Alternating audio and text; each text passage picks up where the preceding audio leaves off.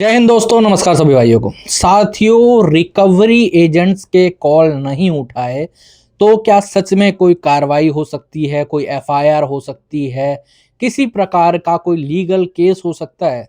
और अगर इन रिकवरी वालों के कॉल उठाने हैं तो किस प्रकार उठाने हैं, किस प्रकार इनसे बात करनी है ताकि ना तो होम विजिट हो और ना ही ये लोग आपको परेशान कर सके। ठीक है साथियों, पिछले वीडियो में मैंने वैसे भी तरीका आप लोगों को बताया था कि कॉल्स पे कैसे रिकवरी वाले आप लोगों को मैनिपुलेट करने की ट्राई करते हैं और आप लोग उससे कैसे बच सकते हो और कैसे अपने केस के अंदर आरटीपी डलवा सकते हो। ठीक है, ये मैंने आप लोगों को इससे पिछले वाले वीडियो के अंदर बताया था। ठीक है, बट अभी भी कई लोगों का, कई भाइयों को सवाल है कि सर ये लोग अलग अलग तरीके से बात करते हैं या फिर अलग अलग तरीके से मैनिपुलेट करते हैं, क्या ए टू जेड कोई तरीका नहीं है जो कि हम लोग शुरुआत से आखिर तक कैसे इनको मैनेज कर सकते हैं? तो आज का वीडियो है वो उसी के ऊपर है। ठीक है, तो सबसे पहले तो एक चीज़ जान लो कि पिछले कुछ दिनों से, मतलब कुछ महीनों से बहुत सारे हमारे भाई हैं जिनके पास अलग-अलग प्रकार के व्हाट्सएप पर और अलग-अलग प्रकार के एसएमएस पे मैसेजेस आ रहे हैं। बहुत सारी एनबीएफसी कर रही हैं, बैंक ऐसी हरकतें बहुत कम ही करती हैं, एनबीएफसी ज़्यादा हरकत करती हैं ऐसे। ठीक है, उनके पास क्या होता है कि बहुत तरीके के रिकवरी एजेंट कभी व्हाट्सएप पर, कभी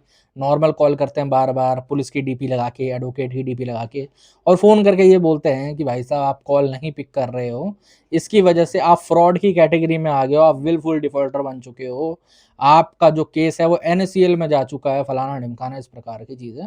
तो मैं बता देना चाहता हूँ कि आपका फ़ोन, आपकी सिम, आपकी मर्ज़ी। जी हाँ, हमारा संविधान कहता है, सीधी-सी बात है, जो हमारा आर्टिकल 21 है, लाइफ़ एंड लिबर्टी, ठीक है? उसका सीधा कहना ये है, आपकी मर्ज़ी है, आप किसी का फ़ोन उठाना चाहो तो उठाओ, किसी का फ़ोन नहीं उठाना चाहो तो मत उठाओ। कोई उसके अंदर दिक्कत नहीं है, कोई प्रॉब्लम नहीं है, ना तो कोई केस होगा, ना कोई एफआईआर होगी, ना कोई पुलिस वाला आपको डराएगा, ना कोई एडवोकेट आपको डराएगा, सीधी-सी बात है।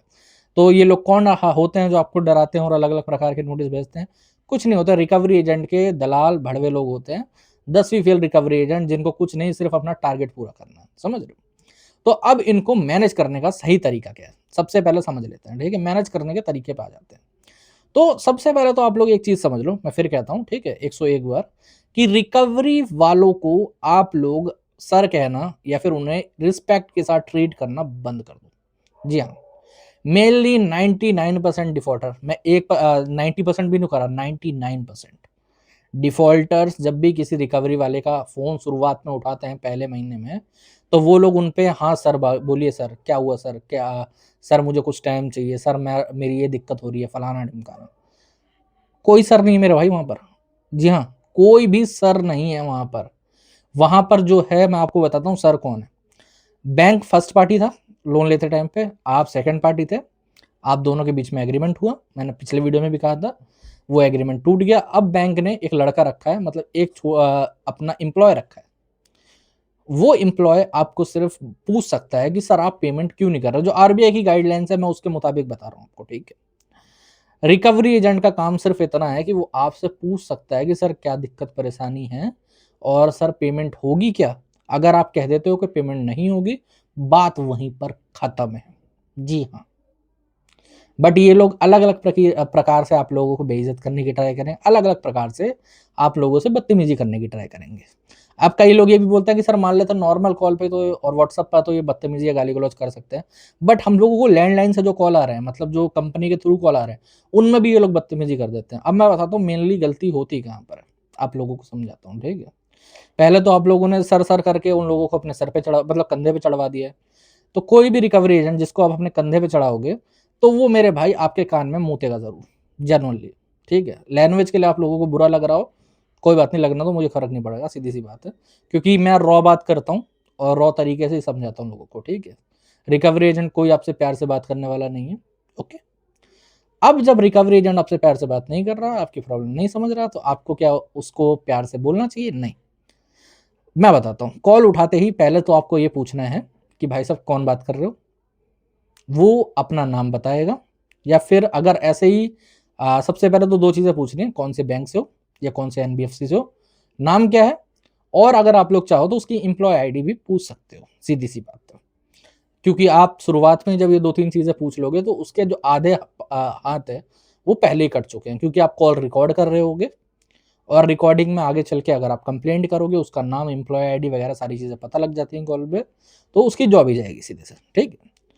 अब जब वो पूछेगा कि पेमेंट क्यों नहीं हो रही, आपको सीधे कहना है कि मुझे फंड का इशू चल रहा है, ओके, और मेरे ऊपर चल रहा है मल्टीपल डेब्ट्स। कई लोग बताएंगे आपको कि ये नहीं बताना चाहिए कि मल्टीपल डेब्ट चल रहे हैं या फिर मल्टीपल लोन्स चल रहे हैं मेरे ऊपर, ये चीज़ें नहीं बतानी चाहिए। ऐसा कुछ नहीं है मेरे भाई। मैं आप लोगों को बता देना चाहता हूँ, जब आप ये चीज़ें बताते हो तो फिर इससे आपको फ़ायदा ही मिलता है। एक क्लाइंट जिसके ऊपर मल्टीपल लोन्स चल रहे हैं, उसकी आरटीपी जल्दी पड़ती है, समझ रहे हो, उसके बिहाफ पे, जो कि ये नहीं बताता कि मेरे ऊपर कोई लोन चल रहा है, समझ रहे हो। जो रिकवरी एजेंट सामने बैठे हो, उनके सारे कोड पता है उनको। जब आप उन्हें कोड में बात करोगे तो वो लोग समझ जाएंगे। आरटीपी का मतलब मैं बता देता हूँ, जो जो नए व्यूअर्स हैं, आरटीपी का मतलब होता है रिफ्यूज टू पे। आप लोगों को बिल्कुल डरने की जरूरत नहीं। इसका मतलब ये नहीं है कि आप विलफुल डिफॉल्टर बन जाओगे ये बोलने के बाद। ये रिकवरी के कोड हैं, ये कहीं पर भी कोर्ट में कहीं काम नहीं आते हैं, ठीक है। ये सिर्फ और सिर्फ रिकवरी के अंदर काम आएंगे, समझ रहे हो। तो आप आरटीपी बोलिए, सीधे बोलिए कि मल्टीपल डेब्ट चल रहा है, मैं इसकी सेटलमेंट जहां तक उम्मीद है राइट ऑफ के बाद ही कर पाऊंगा, ठीक है। जैसे राइट ऑफ के बाद या फिर जब मेरे पास साल 1.5 साल के बाद पैसा आएगा तब मैं उसको सेटल करूंगा, सीधी सी बात है, अच्छे ऑफर पे। अब कई बार ऐसा होगा कि कई रिकवरी एजेंट आप पे ये बोलेंगे कि हम आरटीपी क्यों डालें, हम आपको ऑर्डर क्यों सुने। तो जैसे ये शब्द आपको सुनने को मिलता है ना, मैं आप लोगों को एक चीज बता देना चाहता हूँ, आप उसे सीधे बोल सकते हो। दो तरीके हैं। एक तो आप अच्छी खबरी उसे सुना सकते हो, ट्रीटमेंट दे सकते हो, जो कि हम गाली गलौज करते हैं वो दे सकते हो आराम से, कि तुझे अगर वो पता ही नहीं करना था तो तूने फ़ोन करा क्यों। और सेकंड चीज़ आप उस पे ये भी बोल सकते हो कि भाई साहब अगर एक बात बता, बैंक फर्स्ट पार्टी था, मैं सेकंड पार्टी हूँ, तू बीच का दलाल है जो हम लोगों की बात करवा रहा है खाली, ठीक है। तो जो मैं बताऊंगा वही तो तू जाके बैंक को बताएगा, फिर वहां पर सबमिट करेगा। तो अगर तुझे आरटीपी डालनी ही नहीं है तो तूने फ़ोन करा ही क्यों, सीधी सी बात है। अपने आप जाके पेमेंट कर दे, एक काम कर, है ना। तुझे अगर इतनी चिंता है, तू आरटीपी नहीं डालेगा, तू कस्टमर की बात नहीं सुनेगा, तू तो अपने आप पेमेंट कर दे, जेनुअनली बता रहा हूँ। और मेनली लोग क्या दिक्कत एक चीज समझते हैं, मैं आप लोगों को बताना चाहूंगा, 90% लोगों को गालियां पड़ती क्यों है, मैं बताता हूँ। वो लोग और उनके साथ बदतमीजी होती क्यों है, क्योंकि वो लोग कॉल कट कर देते हैं अपनी तरफ से। मैं बताता हूँ कैसे। हर एक टेली कॉलर, ओके, कुछ को छोड़ के जो कि नॉर्मल फोन से कर रहे होंगे, सिंगल वाले, उनको छोड़ के, वैसे उनका भी कॉल नहीं काटना चाहिए, मैं बताता हूँ क्यों, ठीक है।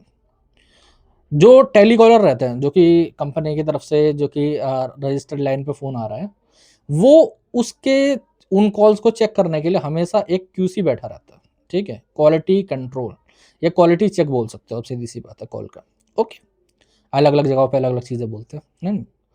तो जब आप कॉल खुद से कट कर देते हो, मान लो कोई रिकवरी वाला ना सामने से गाली ही क्यों ना दे दी आपको कि सारे तू लोन नहीं भरा, तेरी टांगे काट दूंगा, फलाना ढमकाना, मैं वीडियो में बोल नहीं सकता, माँ बहन की गंदी गाली दे दी, और आप अपनी तरफ से डर के मारे फोन काट देते हो, तो पता क्या होगा, कुछ नहीं, वो क्वालिटी कंट्रोल वाले को पता नहीं चलेगा, उसके पास कॉल नहीं जाएगा।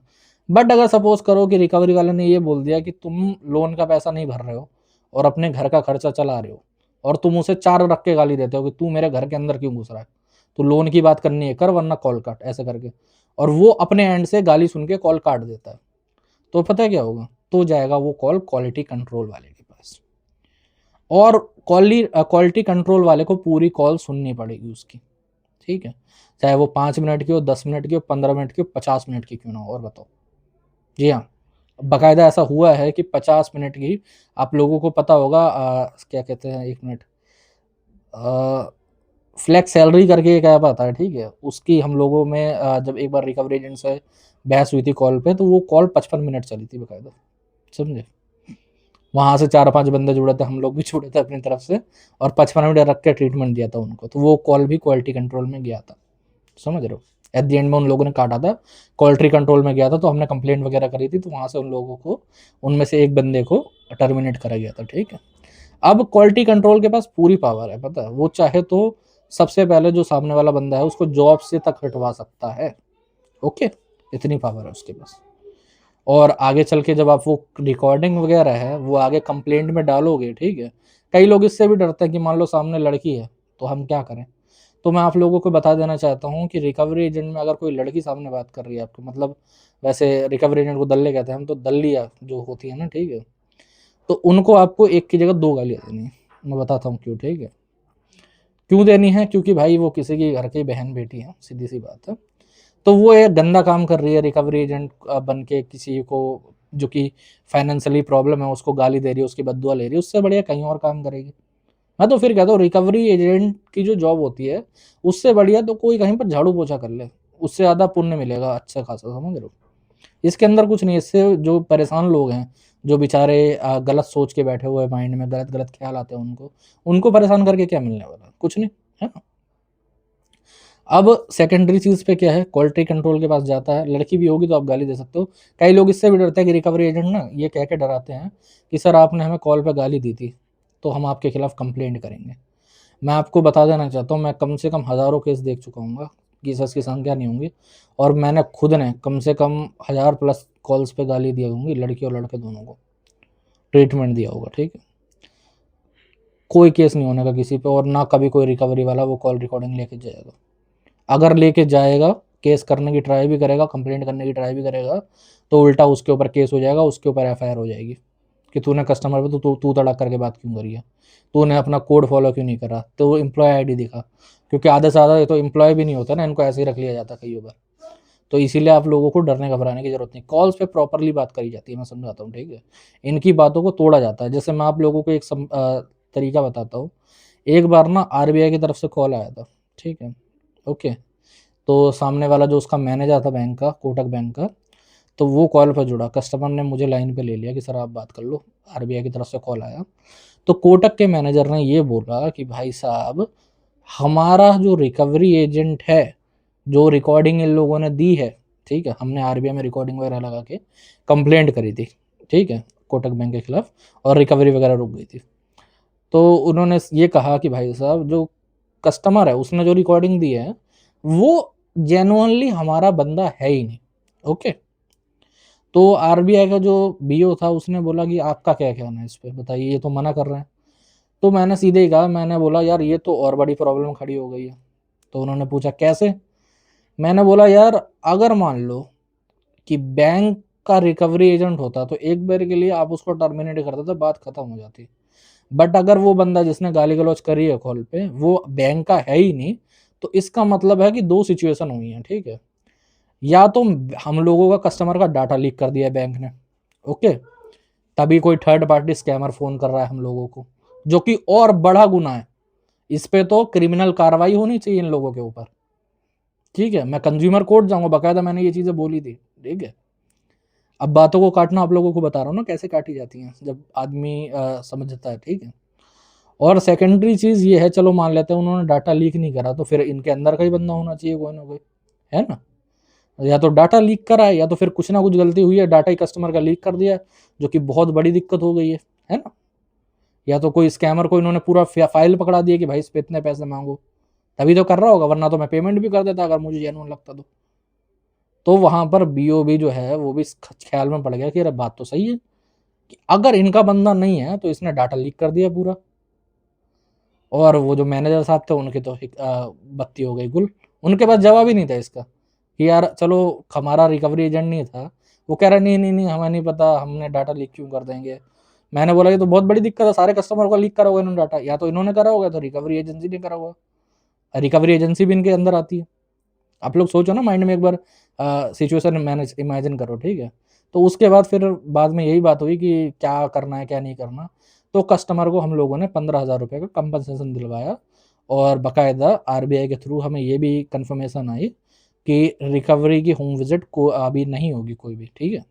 4-5 महीने 100% बंद है, और उसके बाद भी नहीं होती है, क्योंकि एक बार बंद हो जाती है तो फिर नहीं होती विजिट दोबारा, बस एक बार आपका स्टॉप लग जाए, ठीक है। तो भाई समझो बातों को, जब आप काटना सीख जाओगे, जब इन लोगों को, जैसे कई बार रिकवरी वाले, आप लोग मान लो कॉल पे सीख गए, ठीक है, गाली गलौज करना या फिर ट्रीटमेंट देना सीख गए, और उसके बाद कॉल पे इन लोगों ने कोई लीगल वर्ड्स बोलना स्टार्ट कर दिया। लीगल वर्ड को टैकल करना भी बहुत आसान है, मैं आपको बताता हूँ। सपोज अगर वो बोलता है कि मैं आपके खिलाफ चेक बाउंस का या फिर ये केस करवा दूंगा, तो आप उसको बोलो कि एक काम कर, तू कर दे, ठीक है, तेरे पास अगर पावर है ना तो तू अभी कर दे, ठीक है। मैं ईएमआई पे नहीं करूँगा तो भी कर दो। मैं आप लोगों को बता देना चाहता हूँ, किसी भी रिकवरी वाले के पास कोई केस का फाइल करने की या नोटिस भेजने की कोई पावर नहीं होती है, क्योंकि वो जो नोटिस और केस फाइलिंग होती है वो बैंक की फर्म करती है, लीगल फर्म, और उनसे और रिकवरी वालों की कोई बातचीत नहीं होती, वो एजेंसी अलग होती है, थर्ड पार्टी, ठीक है। सेकेंडरी चीज़ ये है कि भाई साहब सीधे सीधे अगर कहा जाए तो ये लोग आपको नोटिस के नाम पे बहुत डराएंगे कि आप पेमेंट कर दो वरना लीगल नोटिस हो जाएगा। हम लोग इशू करवा देंगे। तो वहां पर आपको कैसे बात को काटना है, आपको सीधे कहना है कि भाई साहब एक की जगह 10 लीगल नोटिस इशू कर दे ताकि मैं एक साथ इन लोगों का जवाब दे दूं। समझे? बात वहां पर खत्म है। आप लोग जैसे जैसे इन लोगों की बातों को काटना सीखेंगे आपकी प्रॉब्लम जो है ना वो 100% दूर जाने लगेगी। समझ रहे हो? तो साथियों समझो, माइंड के अंदर डालो इनकी जो प्रॉब्लम है। मैं फिर कहता हूँ गब्बर सिंह वाला डायलॉग, जो मर गया सॉरी जो डर गया सो मर गया। ठीक है? तो भाई साहब डरो मत। हाँ, अब वही बात है कि लोन में ज़्यादा से ज़्यादा क्या हो सकता है, ज़्यादा से ज़्यादा लोन में सेटलमेंट होती है और कुछ नहीं होता। बात खत्म है। समझे? जो एंड की सिचुएशन होती है ना वो सेटलमेंट होती है और कुछ नहीं होता। समझे? तो इसलिए डरना बंद करो और इन लोगों की बातों में बहाना बंद करो। ठीक है?